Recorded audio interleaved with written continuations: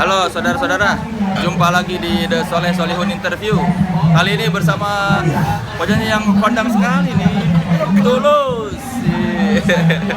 Ini agak penuh di layar ya. Emang begini konsep gua. Oh iya, oke. View kecil, layar gede, apa muka gede. Oke. Ya, halo teman-teman.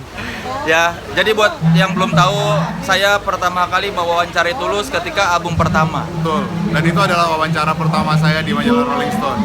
Betul. Sampai beli baju baru waktu itu. Serius? Iya, baju merah gitu loh. Gue pakai baju merah. Iya. Itu kaos merah beli di Bandung Demi wawancara Rolling Stone. demi wawancara Rolling Stone. Luar biasa. Dan itu tahun berapa ya? 2011 akhir. 2011 kan? Enggak, 2012 awal. Februari 2012.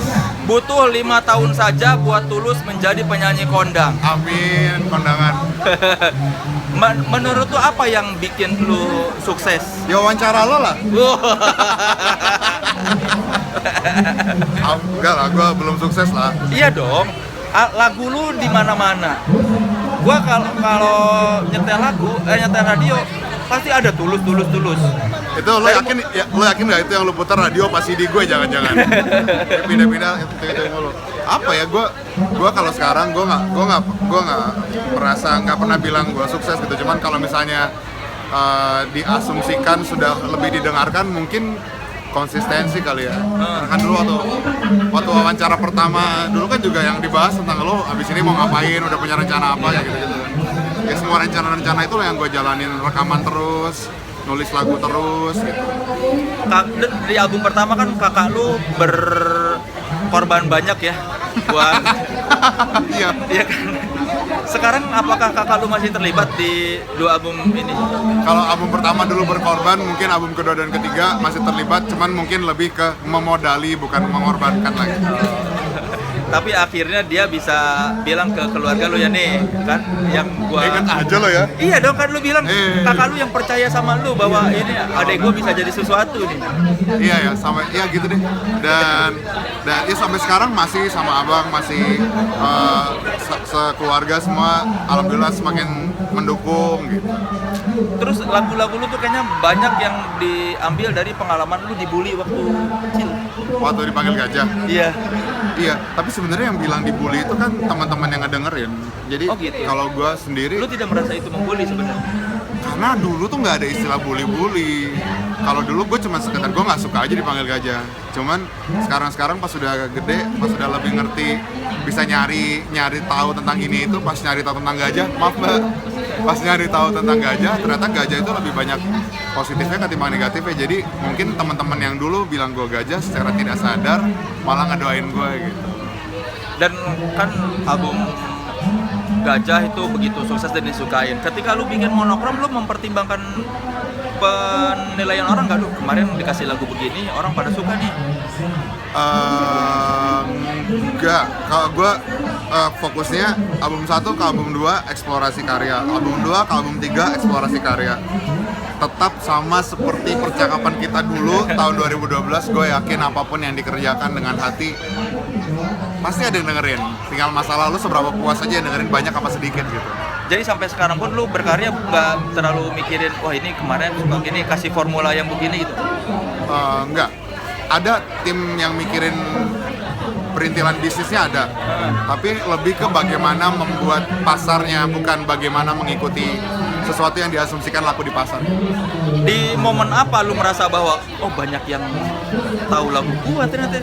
Pas ketika Gajah atau ketika sebelum Gajah udah ada tanda-tanda oh ini gua mulai dikenal banyak orang nih?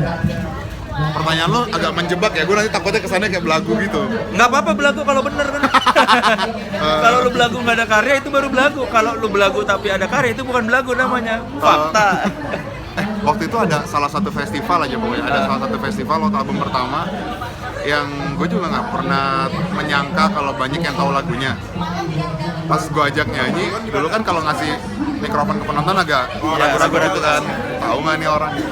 Salah satu festival waktu itu banyak yang ikutan nyanyi, dan mungkin di situ kali gue menyadari kalau oh karya ini udah terbilang cukup besar dan sudah diapresiasi banyak orang. Apa rasanya buat lu? Seneng, bangga, lega aneh ya, lega ya.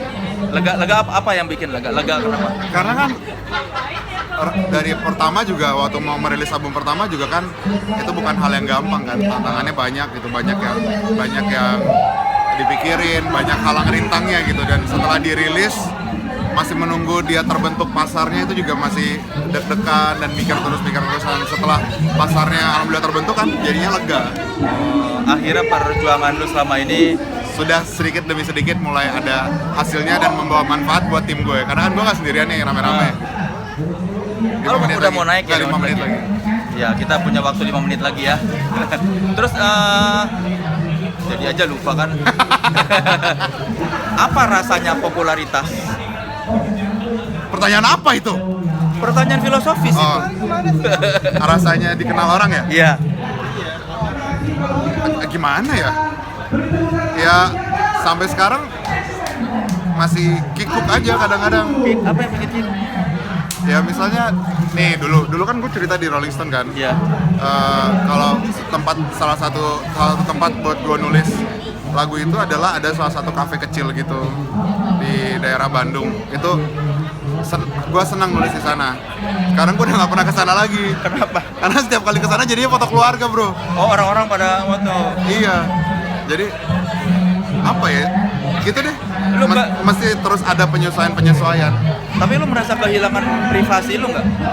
Enggak sih, kalau privasi masih ada rumah, masih ada teman-teman, masih ada, karena kan di atas panggung ya gue nyanyi kan, gue bermusik, turun panggung pulang ya tulus aja udah. Nah, kalau di Bandung selain kafe itu kemana lagi yang sekarang lu sudah tidak nyaman untuk berkunjung? Halo, apa kabar? Kemana ya? Kan lu bilang kafe itu udah nggak ini. Ya gue udah jarang ke situ. Ya, selain itu mana tempat yang lu favorit dulu datang terus? Yang paling ekstrim adalah itu. Karena dulu gue sering banget ke situ nulis. Halo, Tulus. Apa kabar? Itu aja yang paling ekstrim. Jadi sekarang lu nulis lagu di mana kalau udah bukan di kafe itu?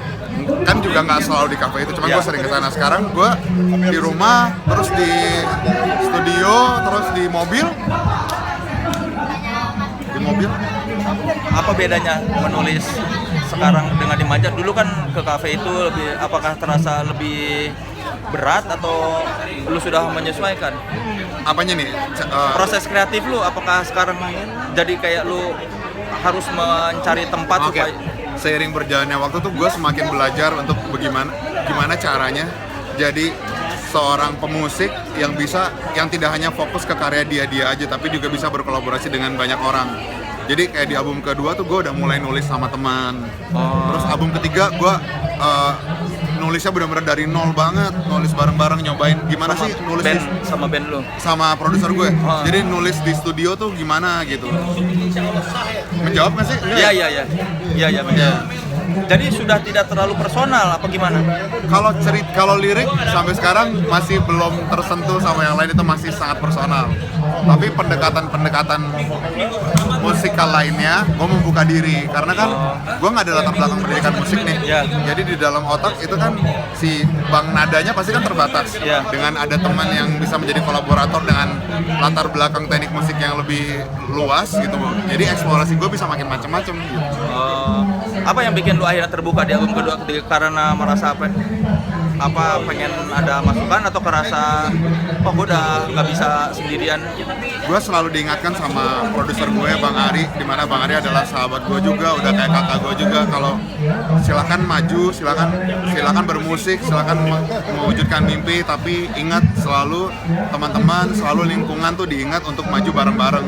Gue rasa gue nggak mungkin bisa maju bareng-bareng kalau gue nulis semuanya sendiri gitu. Jadi kalau misalnya melibatkan banyak orang, semakin banyak yang juga terlibat di perjalanan ini, semakin banyak juga manfaatnya. Hasilnya menurut tuh lebih baik apa lebih cepat apa lebih apa dengan melibatkan orang? Kadang-kadang kan aduh pengennya nggak gini. Lebih kalau karya mungkin orang bisa nilai, tapi kalau secara gue pribadi, gue banyak belajar. Jadi tahu begini ya gitu. Dan lu juga jadi belajar menurunkan ego. Pasti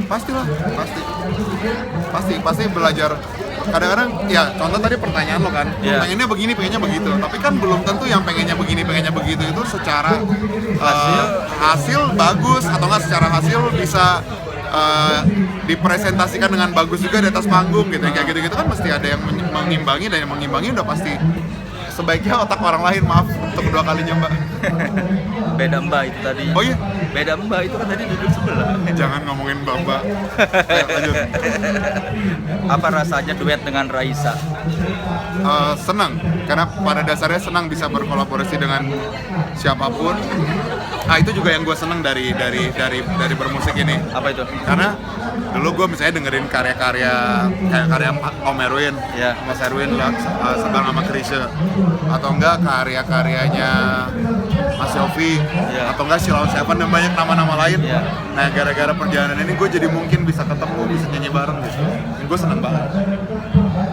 Tempat paling aneh atau paling yang lu tidak kira yang pernah lu manggung?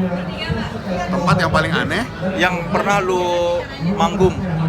Maksudnya anjir kok gue tiba-tiba ada ke tempat ini nyanyi. Kan kadang-kadang kalau lu makin banyak job suka ada order job yang mengejutkan lokasinya. tunggu ya gue inget dulu. Kayaknya nggak aneh-aneh banget, nggak ada sih. Paling kena banjir. Di Medan gue pernah waktu di Medan pernah hujan gede gitu. Terus panggungnya kelelep banjir, kelelep air. Panggungnya kelelep air? Iya, jadi kita nggak bisa naik karena ya air aja gitu. Jadi seperti lagi perahu di atas air gitu. Enak dong, Ya enggak lah, Tapi kan kesetrum. enggak, maksudnya tapi kan lu bayaran full dan lu nggak kerja. Ya itu bagian. Iya kan? Iya dong, force major hitungannya. Lu tetap dibayar full, tapi nggak kerja. Harusnya gue dibayar full sih, ntar gue tanya dulu deh. Harusnya dibayar full dong. Iya. Force major dong. Hujan kita nggak bisa mengendalikannya nggak? Iya, banjir kan itu bukan ini. Tapi itu asli banjirnya segini loh. sepaha. Iya asli. Acara di mana? Di lapangan? Iya di lapangan, cuman lapangannya di cekungan gitu kan. Di cekungan, hujannya tuh gede banget, terus banjir udah nggak mungkin, gue mobil aja udah nggak bisa masuk. Kalau yang aneh-aneh kayaknya nggak ada sih, itu doang sih pengalaman yang paling. Lagi manggung di Kalimantan pernah mati lampu, Di tengah-tengah nyanyi. lagi nyanyi mau mangap mati lampu. Apa yang lu lakukan? Ya ngakak, kan gue ngakak mulu kerjaannya. Lagi mau mangap, mau teriak, mati lampu kan. Pernah menemui penonton yang ternyata nggak tahu lagu lu setelah lu terkenal ya? Ternyata kok nggak tahu lagu gua? Terus gue udah pede gitu ya. Iya. Nyanyi bareng ya. Atau dikasih mic? Ada lah pasti ya. Ada. Tapi gue lupa itu di mana. Lu coba lupakan ya. Gue coba lupakan. Kalau misalnya manggung di depan orang yang kira-kira lu nggak pernah menyangka lu bakal manggung di depan dia, siapa yang paling lu berkesan? Banyak ya. Oh ini nih, waktu itu kan habis nonton film Habibie Ainun. Nonton film Habibie Ainun, gue tersentuh banget kan, karena menurut gue itu luar biasa lagi. Sekian bulan kemudian itu selalu kayak dibahas, gue selalu bahas gitu kalau gue suka banget filmnya, kisahnya dan lain sebagainya. Nah kemudian gue nyanyi di salah satu acara, ada satu meja yang kembangnya banyak banget. Kembangnya gede banyak banget, gue pikir ini kembang buat siapa ya, mungkin ini tamu istimewa gitu. Pas gue naik panggung, gue lihat itu yang duduk di sana Pak Habibie. Itu lirik lupa semua. Terus apa yang lu lakukan? Ya ngarang-ngarang aja udah. Mau gimana lagi, udah nggak ada cara lain lagi. Ngarang-ngarang aja. Ngarang lirik, lagu apa ya? Waktu itu lagu apa? Sampai lu ngarang lirik? Aduh ini lagunya lagu serius tapi. Ya pokoknya ada satu lagu yang tepat, saya udah ngarang-ngarang. Gimana? Orang Karena juga nggak tahu ya lu ngarang. Atau orang ada yang sadar? Ya sekarang lo gini deh, lo suka banget misalnya siapa penyanyi favorit lo? Iwan Fals? Oh bukan gua. Bukan. Oke, misalnya penyanyi favorit lo adalah Tulus, bentar. Penyanyi favorit lo adalah Tulus, gua asumsikan Tulus. Iya. Terus Ya lo- penyanyi favorit gua Tulus. Nah ya, itu nggak dipaksa ya teman-teman. Dia ngomong sendiri. Penyanyi favorit lo Tulus. Terus lo mau manggung bawain lagu Tulus. Tiba-tiba lo di atas panggung, jarak 3 meter ada Tulus. Gue rasa lo pasti Iya. ada lah lupa-lupa lirik sedikit. Jadi kalau misalnya kalian nonton Tulus terus lirik ngarang, berarti ada di antara penonton yang dikagumi Tulus. Iya. Retek ya.